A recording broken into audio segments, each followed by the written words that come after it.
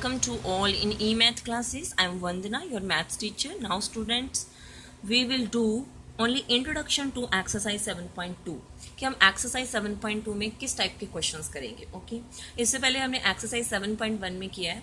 हमारे पास 2 given points होते थे ऐसे. Okay A and be given points हैं. हम इन दोनों के बीच में डिस्टेंस फाइंड आउट करते थे by distance formula. Okay but exercise 7.2 में क्या है, सेम है कि ए बी एक लाइन सेगमेंट है और ए के कोऑर्डिनेट्स हैं x1 y1 एंड बी के कोऑर्डिनेट्स हैं x2 y2. ओके तो इसमें क्या है कि सपोज बीच में एक पॉइंट आ जाता है. सपोज ये पॉइंट आपका P है. ओके एंड इस P पॉइंट के कोऑर्डिनेट्स हैं x एंड y. तो मेरे पास 7.2 में यही क्वेश्चन आता है मोस्टली, या तो हमने ये P के कोऑर्डिनेट्स फाइंड आउट करने हैं. ओके और एक इसमें आता है कि जो हमने इस पे एक P पॉइंट लिया है, तो देखो ये इस लाइन सेगमेंट को डिवाइड कर रहा है कि नहीं कर रहा है. इस लाइन सेगमेंट को इसने 2 पार्ट्स में डिवाइड कर दिया. One part is AP. Okay and second part हो गया इसका PB. ओके जब इसने AP को ऐसे डिवाइड किया तो इट मीन्स AP की अपनी लेंथ आई कि नहीं आई. सपोज हम इसमें कर लेते हैं वो लेंथ M1 है. ओके जो PB है ये हमारी लेंथ M2 है. ओके तो इसे हम ये कह देते हैं कि ये आपकी रेशो है M1 रेशो M2. बिकॉज जब हम किसी चीज को डिवाइड कर देते हैं 2 पार्ट्स में तो वो उसकी रेशो ही होती है. तो ये इसमें हम ले लेते हैं कि AP रेशो M1 है.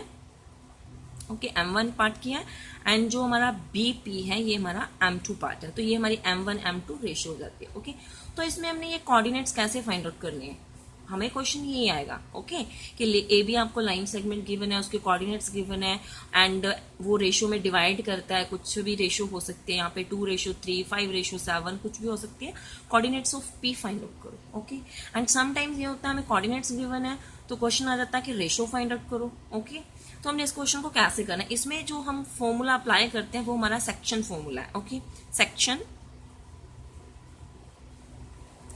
फॉर्मूला. जब भी हमने ऐसे कोऑर्डिनेट्स फाइंड आउट करने हैं, रेशो गिवन है, ऑलवेज सेक्शन फॉर्मूला हमारे माइंड में आना चाहिए. ओके सेक्शन फॉर्मूला को हम कैसे राइट करते हैं, सबसे पहले लेते हैं हम M1 लिया. जो M1 है ये ऐसे इससे मल्टीप्लाई होगा x2 से. ओके तो M1 को हम सबसे पहले इस x2 से मल्टीप्लाई करेंगे तो यहाँ पे क्या आएगा x2. ओके प्लस अभी हमने M1 ले लिया, अभी हम लेंगे M2. ओके इसको एक ट्रिक से भी लर्न कर सकते हैं कि अगर सपोज यहाँ 1 है तो 1 के बाद 2 आएगा. ओके अगर यहाँ पे M2 है तो M2 के साथ x1 आएगा हमारा. ओके और अपॉन में जो हमारी रेशियो होगी हम उन्हें ऐड कर देते हैं. ये हमने x के लिए लिखा है तो ये हमारा जो है ये जो x आपका कोऑर्डिनेट है ये आ जाएगा. एब्सिसा की वैल्यू है ये. ओके x की वैल्यू बिकॉज इसमें मैंने x वेरिएबल लिया है. सिमिलरली y के लिए क्या आ जाएगा M1 और इसके साथ हम क्या लिखें, जब हमने यहाँ पे M1 लिखा है तो y के लिए क्या आ जाएगा 2. ओके प्लस अभी M1 हम राइट कर चुके हैं बिकॉज हमारे पास 2 ही रेशियोज है 1 एंड 2. तो 1 आ चुकी है तो यहाँ पे ऑलरेडी यहाँ पे 2 आएगी अभी. ओके तो M2 आ रहा है तो M2 के साथ में अभी हम क्या लेंगे y1 लेंगे. ओके और अपॉन में सम ऑफ रेशियोज होता है.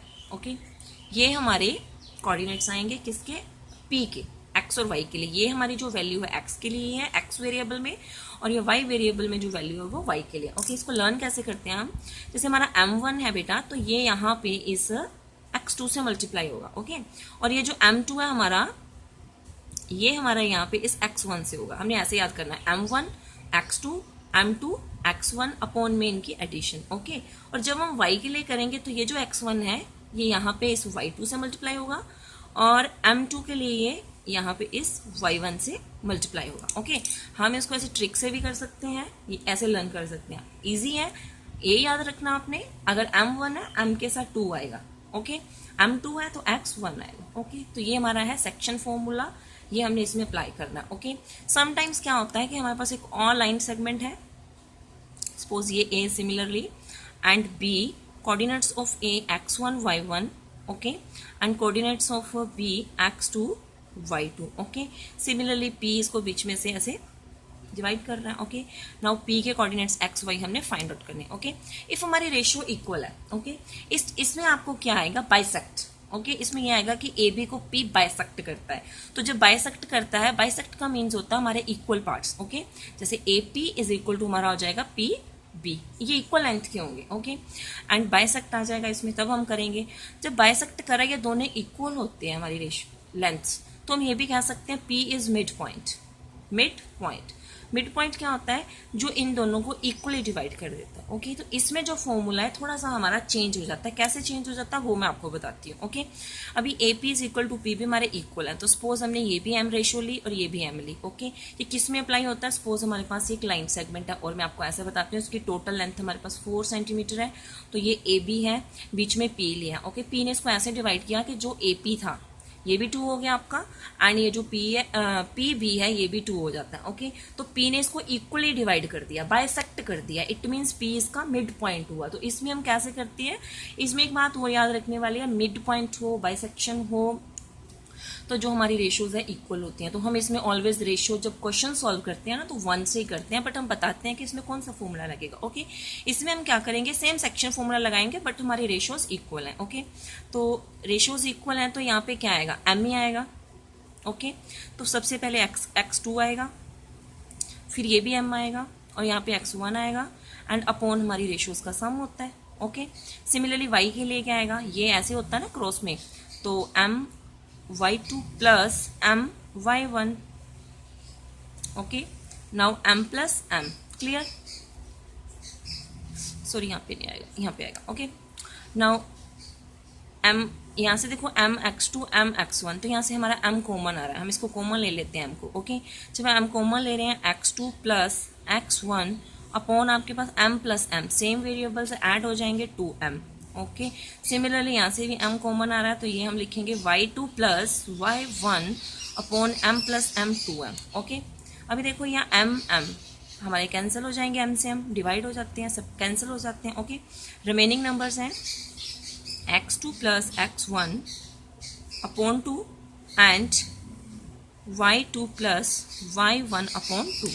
ओके, अभी हम ऐसे करते हैं कि 1 को पहले लिख लेते हैं, चेंज कर देते हैं, x1 plus x2 upon 2 and comma y1 plus y2 upon 2। Okay, ये जो हमारे पास फॉर्मूला है इसे हम कहते हैं mid point formula, mid point okay formula.